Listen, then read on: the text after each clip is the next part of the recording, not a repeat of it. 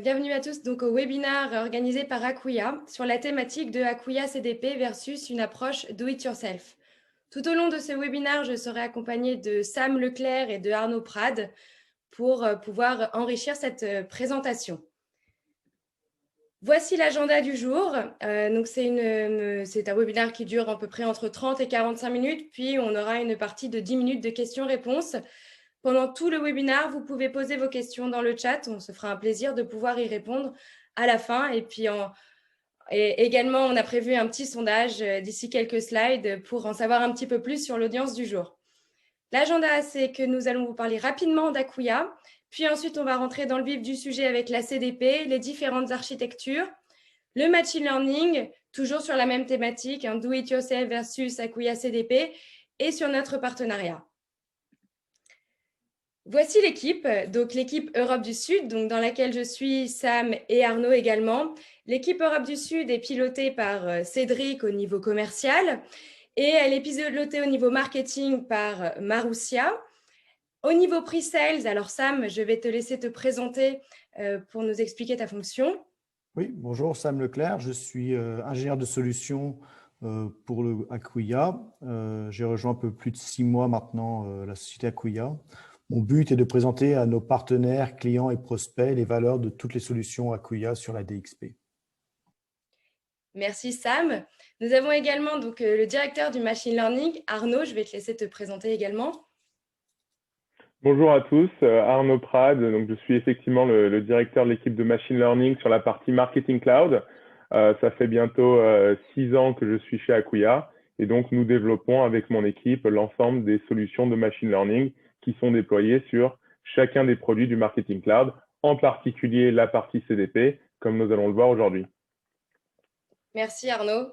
Alors, nous avons également une équipe de Professional Services, donc présence sur l'Europe du Sud, et une équipe de Technical Account Manager également. Et pour ma part, je suis donc responsable des partenariats pour l'Europe du Sud, c'est-à-dire que je fais le lien entre nos partenaires et les équipes que je viens de vous présenter.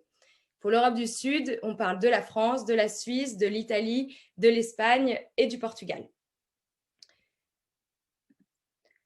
Acquia, en synthèse, c'est 1000 personnes dans le monde, donc c'est une société américaine. Nous avons fait plus de 220 millions de chiffre d'affaires l'année dernière. Nous avons 4000 clients et sur l'Europe du Sud, on a principalement des clients dans le CAC 40. Au niveau partenaire, puisque aujourd'hui, ce webinaire vous est dédié, mais on a aussi la chance d'avoir des clients qui assistent. Juste pour préciser, puisqu'on a une approche Partner First chez Acquia, nos partenaires ont vendu autour des projets Acquia et des produits Acquia à peu près 2 milliards de services, de dollars de services. Donc voilà, on est vraiment sur une approche win-win complémentaire et nos partenaires sont clés pour notre écosystème.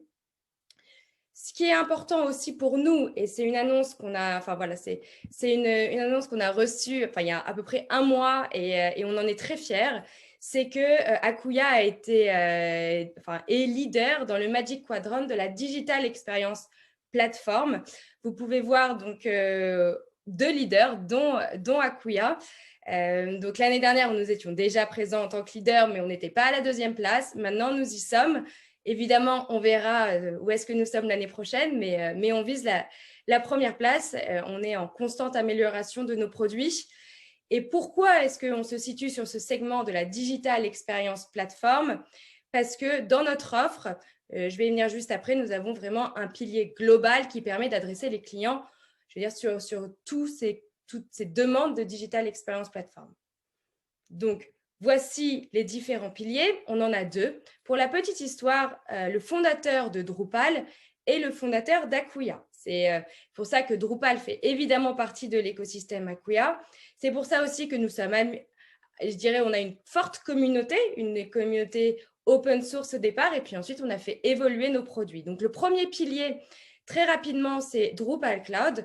C'est là où on propose donc des outils pour le contenu des sites, donc le CMS, et donc pour construire et construire les sites et le design des sites. Historiquement, on était sur une offre uniquement de hosting, donc l'Acquia Cloud Platform, puis on l'a fait évoluer avec l'usine à sites et notre produit Acquia Site Studio, qui est une solution low-code pour créer des sites. Aujourd'hui, on n'est pas là pour la partie Drupal Cloud. Si jamais vous avez des questions, on pourra toujours en parler en parallèle. Je sais que vous avez tous mon adresse mail, donc n'hésitez pas aussi si jamais vous n'avez pas le temps de poser vos questions aujourd'hui. On va se concentrer sur la partie Marketing Cloud. La partie Marketing Cloud, pour nous, elle est clé puisqu'elle permet donc, de pouvoir adresser les projets de Digital Experience Platform. On a une solution de marketing automation avec Acquia Campaign Studio. On a une solution de personnalisation. On a une solution de DAM et on a une solution qui nous intéresse particulièrement aujourd'hui qui est la Customer Data Platform.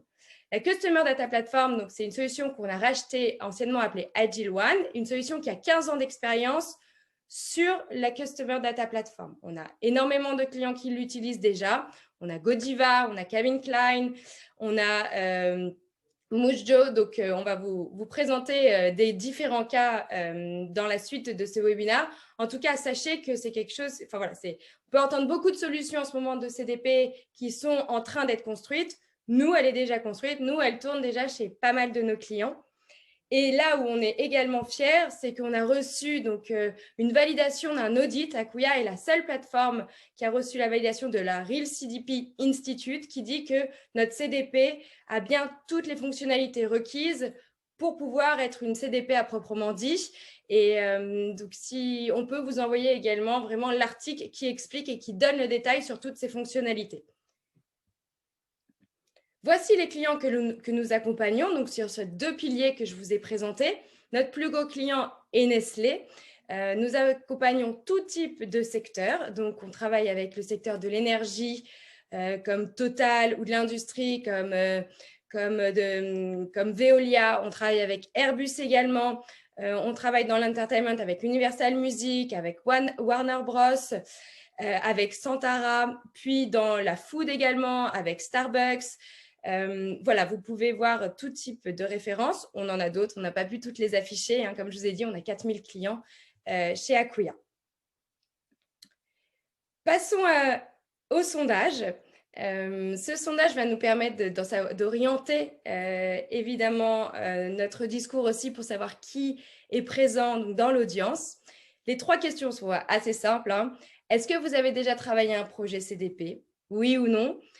Pour savoir voilà, si vous êtes au bon endroit pour qu'on vous en dise plus. Est-ce que vos clients étudient de plus en plus des projets CDP? Nous, on a de plus en plus de demandes et on a besoin de partenaires pour nous accompagner sur ces sujets-là. Donc, voilà, ravi de pouvoir échanger ensuite. Et avez-vous utilisé une solution maison ou une solution éditeur pour ces projets?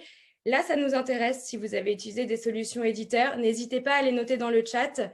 C'est vraiment intéressant de pouvoir faire des comparaisons et puis avoir votre retour d'expérience aussi si les projets sont déjà lancés. Alors, on va avoir le résultat dans quelques secondes.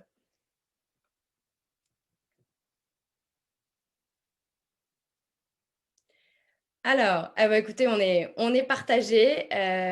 Donc, on a des personnes qui n'ont pas encore travaillé. Donc, on est là pour vous accompagner si besoin. Et on va vous donner les clés aussi pour pouvoir avoir ce premier projet à lancer ensemble. Ravi de voir que c'est un sujet d'actualité. Et alors, une solution maison, pour ceux qui ont répondu pour la solution éditeur, voilà, n'hésitez pas à nous communiquer le nom des éditeurs juste dans le chat. Je laisse le relais à mon collègue Sam. Merci Sophie. Donc oui, aujourd'hui, on va voir en fait le CDP contre la façon de le faire soi-même, le do-it-yourself, ou contre des éditeurs ou contre des fournisseurs de services de marketing. Le but, en fait, ce n'est pas de supprimer le travail d'un informaticien ou d'un scientifique de données dans votre entreprise ou chez vous, partenaires qui envoyez vos scientifiques de données chez les clients. Le but, c'est de leur apporter vraiment une valeur ajoutée et de faire le travail. Fréquemment, on va voir ces scientifiques de données, lorsqu'il n'y a aucune solution qui existe, reçoivent des requêtes venant du marketing qui ne sont pas très intéressantes, on va dire, pour des personnes qui aiment faire du calcul sur des grosses données. Et le but, en fait, c'est d'avoir des données propres et pouvoir vraiment que ces scientifiques de données fassent des requêtes complexes, puissent travailler sur le machine learning que Arnaud va vous parler tout à l'heure, et d'aider les responsables marketing à avoir des données plus rapides et plus propres. Si tu peux passer à la slide suivante. Donc voilà, on va voir aujourd'hui ce qu'on a pu voir, nous, comme clients qui sont venus chez nous et pourquoi est-ce qu'ils sont venus chez nous. Un des premiers cas que l'on peut avoir, c'est un revendeur bicanal en magasin et en ligne qui est venu nous voir parce que, en fait, ils avaient tout créé eux-mêmes. L'avantage de ça, ils avaient pu faire une implémentation organique, c'est-à-dire au fur et à mesure, au départ, ils avaient juste les points de vente où ils faisaient de l'information, puis après, ils ont eu du en ligne. Donc, ils ont pu faire des études d'analyse sur le site web, ils ont pu intégrer les points, tout ce qui est le marketing social, ils ont pu intégrer le service client au fur et à mesure, très lentement. L'inconvénient, c'est qu'ils n'avaient plus de vue unique sur leurs clients. Les données n'étaient pas propres parce qu'elles étaient un peu partout, c'était vraiment des silos. Et donc, ils avaient des données très fortement en double. Et l'activation prenait beaucoup de temps parce qu'il fallait qu'ils aillent chercher des données un peu partout sur tous les systèmes. Rien ne communiquait ensemble. Donc, le cas que l'on a, c'est Lululemon, qui a été un client qui a pu, en fait, grâce à cette solution de CDP qu'on lui a offerte, augmenter de 15% leurs revenus et avoir une augmentation des visites sur le site web de 50% par les personnes qui étaient fréquemment avant en silo magasin. Et les personnes qui étaient en silo en ligne ont participé de plus en plus aux événements en ligne. Je passe à la suivante. L'autre cas que l'on a vu des clients qui sont venus nous voir, c'était les sous-traitants et sur des revendeurs fréquemment multicanaux, c'est-à-dire qui travaillent à la fois en magasin et à la fois en ligne. Mais l'inconvénient, on va dire, c'est que les services marketing et l'IT n'ont pas de données directes. L'avantage, c'est qu'ils n'ont pas besoin d'avoir de connexion sur le système interne, vu que c'est le fournisseur de services de marketing tels que Zeta Global ou Pitney Bowes ou Merkle. Donc, c'est des grands noms qui travaillent fréquemment sur ces domaines-là. On la main sur tout. L'inconvénient, c'est que ça demande des délais d'exécution. Lorsque vous avez une requête à faire, il faut envoyer un email ou le point de contact chez votre fournisseur. Il faut qu'il traite la demande, il vous renvoie la demande. Vous n'avez pas de temps réel vu que tout est chez lui. Et lorsque vous commencez à devenir très gros, ça commence à devenir très cher parce que c'est des sociétés qui fonctionnent sur des coûts à la requête ou sur des coûts à la source de données. Donc, si vous intégrez plusieurs sociétés, on va dire que vous avez plusieurs ISP, que vous avez plusieurs systèmes de points de vente, ça va commencer à vous coûter très cher à recevoir les informations que le marketing a besoin. On a eu un cas comme ça qui est venu, c'est le cas de Wix, qui passait par un fournisseur de services de marketing et qui, en fait, sont aperçus avec des chiffres de 98% d'augmentation de l'efficacité du centre d'appel parce que, justement, le marketing, le service client et l'informatique avaient accès à leurs données. Et maintenant, au lieu de prendre 2 semaines, c'est ce que je vous parlais sur les temps d'attente, au lieu de prendre 2 semaines pour avoir une liste de personnes à activer, de clients à activer, ils ne mettaient plus que 10 minutes. Et pareil, pour activer sur Facebook, ils sont passés de 3 semaines à 30 minutes. Tout ça parce qu'ils ont repris la main sur leurs données. Et on a des cas comme ça de clients d'architecture différente où le client décide de reprendre tout chez lui sur son propre data lake. C'est très bien, ça ne coûte pas cher, c'est une infrastructure existante. L'inconvénient, c'est que le marketing n'a pas accès à ces données. À chaque fois, le marketing, on va dire, au lieu de commander ces données auprès d'un service de fournisseur géré comme on a pu voir avant, de service de marketing, il va commander à son IT. Si vous avez un IT qui a beaucoup de monde et qui a des personnes qui sont dédiées à ça, ça marche bien. Fréquemment, ce n'est pas le cas parce que ça coûte cher d'avoir des ressources qui gèrent que des demandes de marketing. Donc, les ressources informatiques travaillent sur d'autres projets. Et donc, on se retrouve encore une fois avec du temps réel qui n'est pas là et aussi fréquemment un outil dédié aux informaticiens. C'est-à-dire que ce n'est pas du tout conçu pour des utilisations modernes, ce que le marketing souhaite. Il n'y a pas d'utilisation d'interface utilisateur. Les services marketing doivent juste poser une requête par mail à un service informatique qui lui renvoie une liste de personnes.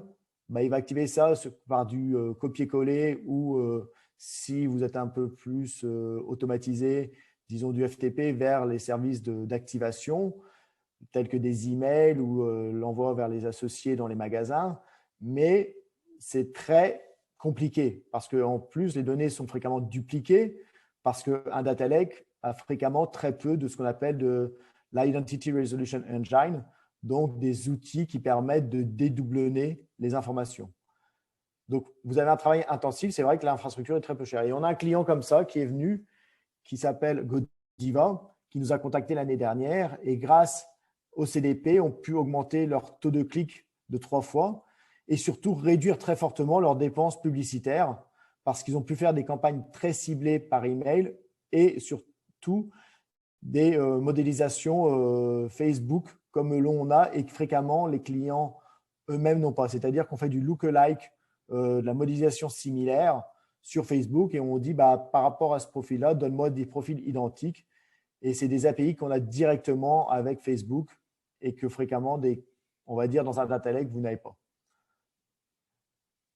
L'autre infrastructure que l'on peut avoir, c'est aussi des nouveaux vendeurs qui arrivent sur le CDP, du style Salesforce, Adobe, qui, lorsque Sophie vous a parlé du Real CDP Institute, n'ont pas été analysés. Pourquoi? Le Real CDP Institute les a considérés comme pas assez matures, des approches qui sont encore très en développement et qui sont fréquemment fermées. C'est-à-dire que si vous avez du Salesforce, vous ferez du CDP Salesforce avec Salesforce, mais pour se connecter à d'autres systèmes à côté, ce n'est pas sûr que vous aurez toutes les fonctionnalités. Et justement, vu que c'est encore en développement, fréquemment, le IRE est très basique, c'est-à-dire que vous allez faire juste du exact matching sur de l'email et très peu de fuzzy matching. Les structures de données sont très rigides, vous n'avez pas accès au modèle de données pour pouvoir le paramétrer selon vos besoins et des cas d'utilisation très limités, fréquemment juste du en ligne. Salesforce CDP ou Salesforce en lui-même a très peu de contacts vers vos points de vente en magasin. L'avantage, vous ne payez qu'un seul abonnement à Adobe ou Salesforce. Et on a un cas client qui est venu, qui est Clarks et qui a testé, qui est un très gros client Salesforce, qui a analysé le CDP de Salesforce et qui, après l'avoir analysé, est venu vers nous et nous a dit en fait, j'ai besoin d'une vraie solution CDP et c'est devenu notre client. Donc, pourquoi ça aujourd'hui? Le but, c'est de vous présenter ce que fait un CDP, entre guillemets, vraiment, sur la slide suivante. C'est de pouvoir vraiment avoir un meilleur compromis sur du multichannel, c'est-à-dire avoir d'un côté toutes vos sources de données qui sont rentrées dans le CDP, qu'elles soient utilisées avec des fonctionnalités incluses dans le produit de résolution d'identité, de déduplication, de machine learning, de temps réel. Donc, toutes ces données-là sont disponibles au marketing directement en temps réel avec une interface utilisateur facile à utiliser. C'est-à-dire que c'est vraiment construit pour le métier, pour pouvoir activer rapidement vos clients. Et vraiment, on a fait des cas d'utilisation magasin et en ligne pour ne pas vraiment pour vraiment avoir une vision globale de vos clients parce qu'on sait que les clients actuellement, ils achètent à la fois dans des magasins, mais lorsque, on va dire, les magasins ont fermé avec le Covid, sont partis en ligne, mais lorsque le Covid, on va dire, s'est réduit un peu, sont retournés dans les magasins. Donc, les clients maintenant sont vraiment partout et on a besoin en tant que responsable de marketing d'avoir une vue complète de ses clients. La slide suivante. Et donc, en fait, voilà, le but du CDP et de Marketing Cloud de Acquia, c'est d'avoir à la fois une vue de vos données sur tous vos systèmes, donc de l'ISP, du CRM, de sites web, les magasins, rajouter au-dessus une couche de machine learning que Arnaud va vous parler dans quelques instants, et tout autour, un système d'orchestration et d'activation multi-channel. Et si on prend le dernier cas client que l'on a, qui est Moosjo, et qui est un très bon cas de machine learning, ils ont pu utiliser les modèles que nous créons directement dans le système. Comme je vous disais, c'est des fonctionnalités intégrées à Acquia CDP. Elles sont déjà créées. A pu augmenter de 30% sa marge bénéficiaire et son taux de conversion de 125%, tout en réduisant ses coûts d'acquisition parce qu'ils ont créé des personas basés sur nos modèles de machine learning. Et je laisse la main maintenant à Arnaud qui va vous parler de ça. Merci Sam. Donc effectivement, centrons-nous maintenant sur la partie machine learning et essayons de comparer les deux approches, l'approche do it yourself avec, comme l'a dit Sam dans le cas Moosjo, une approche intégrée dont vraiment ML fait partie prenante de la CDP. Alors, approche do it yourself. Commençons par les bonnes nouvelles. Est-ce qu'il y a des bonnes nouvelles? En 2021, la plupart des entreprises déclarent ne pas avoir de problème pour acquérir des talents. Donc, c'est-à-dire si vous voulez lancer votre initiative machine learning, les talents sont sur le marché. Si on remonte il y a 10 ans, le manque de data scientists était considéré comme un risque organisationnel majeur. Ce n'est plus le cas aujourd'hui. Plus de la moitié vraiment des entreprises déclarent ne pas manquer de talent ou alors de façon vraiment marginale. Première bonne nouvelle. Deuxième bonne nouvelle, les nouveaux outils, les nouvelles librairies ont vraiment diminué la complexité pour le développement et le déploiement de modèles. Des entreprises créent des nouvelles solutions de machine learning presque tous les jours. On peut penser à du drag and drop ML pour les data analysts.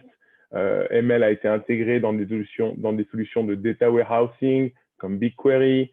On a les ML platforms comme Databricks, AutoML, comme les entreprises comme DataRobot ou alors AWS font ça. Il ne va pas une journée sans qu'on reçoive un email dans son inbox LinkedIn d'une entreprise qui a une nouvelle solution de ML qui veulent pousser sur le marché. Donc ça, ce sont les bonnes nouvelles. Maintenant, les moins bonnes nouvelles pour le do-it-yourself. En fait, ce dont on se rend compte, c'est que 48% des entreprises qui se disent expérimentées en machine learning, donc qui ont vraiment essayé par elles-mêmes de déployer le ML en production, ont des problèmes dans l'acquisition de talent. Et même 23% d'entre elles considèrent la pénurie de talent comme majeure, voire extrême. Autre mauvaise nouvelle, c'est qu'en fait, quand on prend le process de développement de machine learning, le workflow vraiment, on se rend compte que certaines étapes restent à automatiser ou restent à simplifier. En particulier, tout ce qui est nettoyage de données, ce qui est les données qui sont en silo, donc la partie accessibilité des données, la partie sécurité des données, et aussi, on se rend compte que la partie qui consiste à vraiment manager le cycle de vie des modèles, de leur inception jusqu'à leur déploiement, cette partie pose problème, surtout quand on se retrouve avec beaucoup de modèles qui sont intégrés sur beaucoup de sources de données et sur beaucoup de clients. Et ça, ce sont des solutions qui sont encore assez immatures. C'est dans tout ce qu'on appelle la partie MLOps. Et enfin, la plus mauvaise des nouvelles, donc the bad, the good, the good, the bad, the ugly, c'est que la plupart des modèles, en fait, ne voient jamais les environnements de production. Donc, deux articles dont les titres sont assez parlants. Le premier, seulement 15% des entreprises déclarent avoir déployé leur modèle en production. Et un autre article de VentureBeat qui explique comment 87% des projets de data science ne voient jamais la production. Donc, il y a un vrai gap, en fait, qui est créé entre, d'une part, la plupart des entreprises, environ 4/5 qui disent que le machine learning est un élément stratégique disruptif et essentiel à leur business, et cette incapacité vraiment à amener les modèles et les résultats des modèles en production jusqu'à l'utilisateur final. Donc, on comprend assez bien les difficultés justement de l'approche do it yourself, en particulier sur des entreprises qui sont assez peu avancées, qui ne l'ont pas fait depuis des années, comme ça peut être le cas d'Acquia. Maintenant, essayons justement de comprendre qu'est-ce que cette approche intégrée. Donc, je vais commencer par un petit aperçu de qu'est-ce que vraiment le machine learning dans la CDP Acquia. Dans la CDP, les clients peuvent avoir accès à différentes familles de modèles. Et ces familles de modèles, en fait, peuvent être configurées en fonction des cas d'usage. Donc, globalement, on a 3 grandes familles de modèles. On a la famille de prédiction, qui est là pour vraiment essayer de déterminer le comportement futur des utilisateurs, quelle est la probabilité qu'ils achètent, quelle est la probabilité qu'ils ouvrent un email, la probabilité qu'ils achètent sans discount. On a notre famille de personas. Donc là, c'est vraiment de la segmentation intelligente. Comment on fait pour passer d'un modèle où on fait de la segmentation RFM sur 3 dimensions à des segmentations sur des cinquantaines, voire des centaines de dimensions du comportement d'un client. Typiquement, notre product cluster qui consiste vraiment à segmenter les gens en fonction des produits qu'ils aiment ou des produits qu'ils n'aiment pas.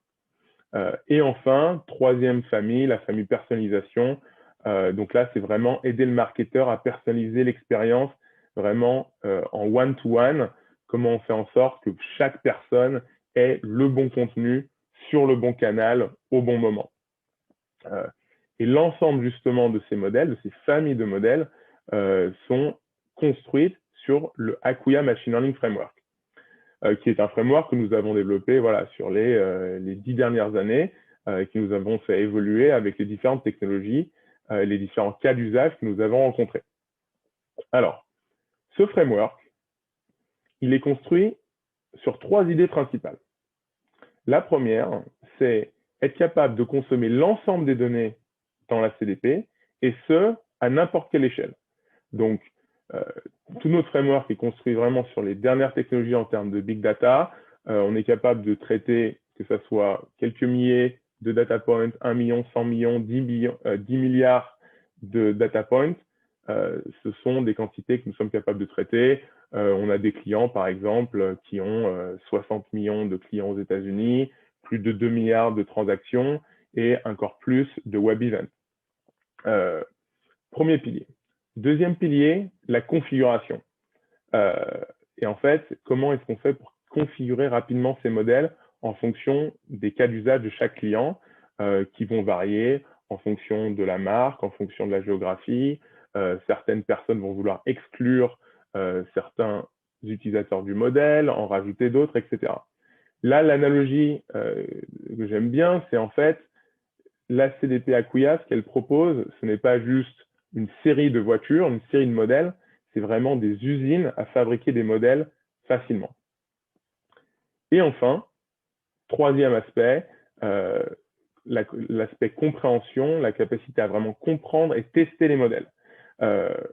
Éviter cet effet black box qu'on voit souvent dans l'univers du machine learning, dans lequel on a un modèle, on a un résultat, on n'a aucune idée comment on est passé de l'input à l'output, et on est ensuite même incapable de tester l'output. Donc là, la partie explainabilité est construite dans le framework. Alors, très concrètement, beaucoup de théories pour vous aider à comprendre un peu à quoi ça peut ressembler. Un des avantages principaux de l'approche intégrée, il est évident, c'est l'utilisateur final peut par lui-même consommer les résultats directement dans l'application. Si on en revient au challenge dont Sam parlait avant, pas besoin de passer par l'IT, pas besoin de passer par un MSP. L'application est l'interface de l'utilisateur final et c'est là où il peut analyser les modèles, il peut utiliser les modèles pour faire de l'activation ou quel que soit le cas d'usage.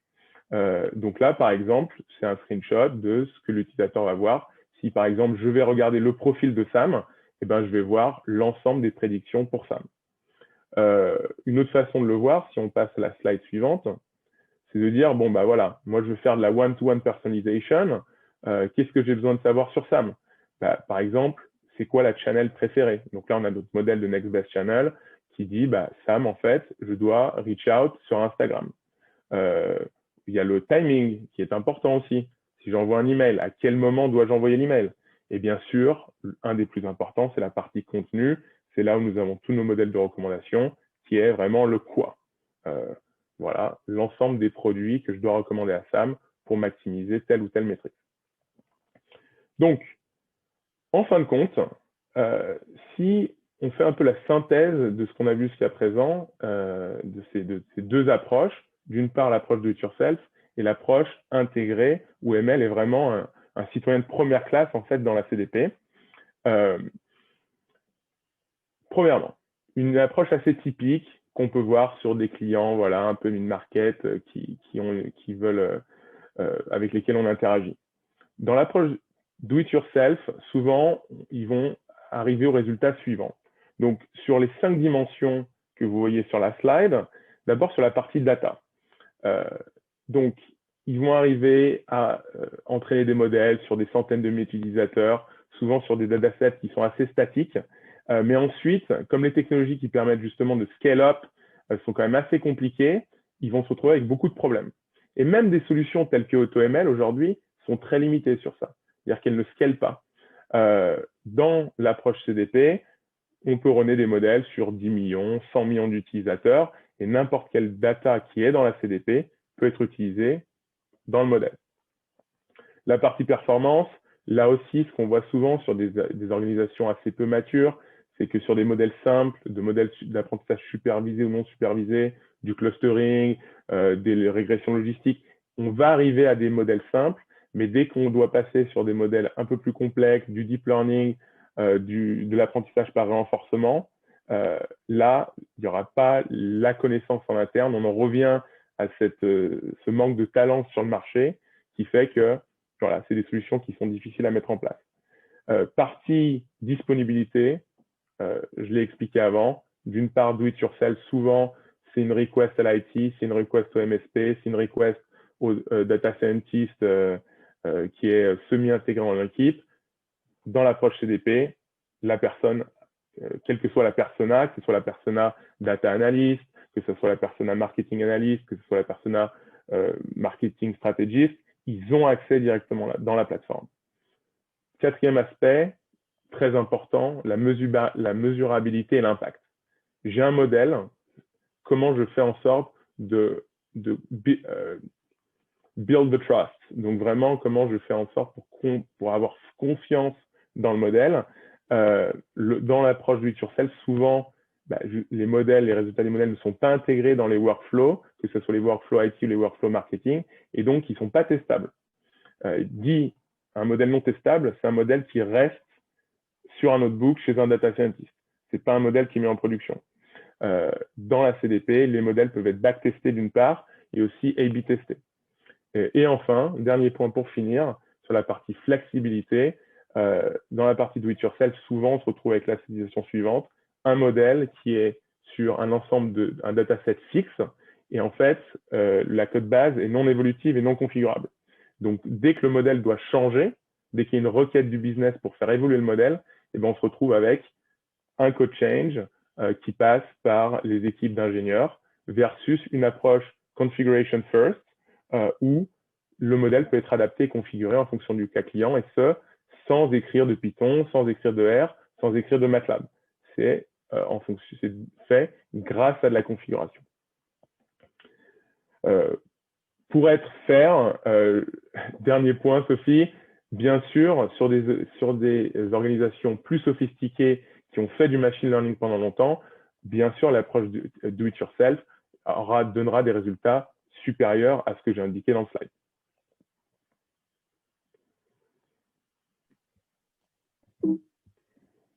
Merci Arnaud. Du coup, on passe à la dernière partie. Comment est-ce que Acquia travaille les projets CDP avec les partenaires? Comme je le disais, on est une partner first organisation, on est partner first. Alors, il y a différents termes. En tout cas, notre écosystème est très important et on collabore énormément avec nos partenaires. Toutes les équipes collaborent. Hein. C'est bien l'équipe de Sam, l'équipe d'Arnaud. Enfin, vraiment, sur ça, on veut que nos partenaires montent en compétences et on s'engage vraiment pour les aider. Et à l'inverse, nos partenaires s'engagent aussi pour se certifier ou pour faire des enablements avec nous. Pourquoi est-ce qu'on fait ça? Parce que, on ne va pas se le cacher, hein, l'idée c'est de gagner de plus en plus de deals ensemble. Ce qu'on remarque, c'est que quand une opportunité est détectée par un partenaire, on a un fort taux de réussite pour le signer et travailler le projet. Quand c'est détecté par un partenaire et en plus c'est vendu par le partenaire, et bien là on est à 3,5 fois plus de réussite et on augmente aussi la valeur globale du projet. Et alors, quand c'est Acquia qui a un lead ou une opportunité entrante et ensuite on la recommande à des partenaires, puisqu'on a sur l'Europe du Sud, on a 15 partenaires stratégiques avec lesquels on travaille. Là, on a 4 fois plus de chances de réussir cette opportunité pour travailler dessus. Et en plus, on augmente le panier moyen. Enfin, donc, c'est pour ça que notre écosystème est très important.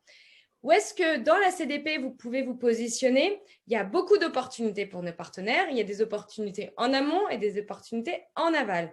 En amont, vous pouvez voir par rapport au discours qu'ont eu nos deux interlocuteurs, toute la partie préparation, on va en avoir besoin pour pouvoir mettre en place pour pouvoir mettre en place cette CDP. Donc, tout ce qui est préparation au niveau des canaux des emails, des call centers, des sites Internet.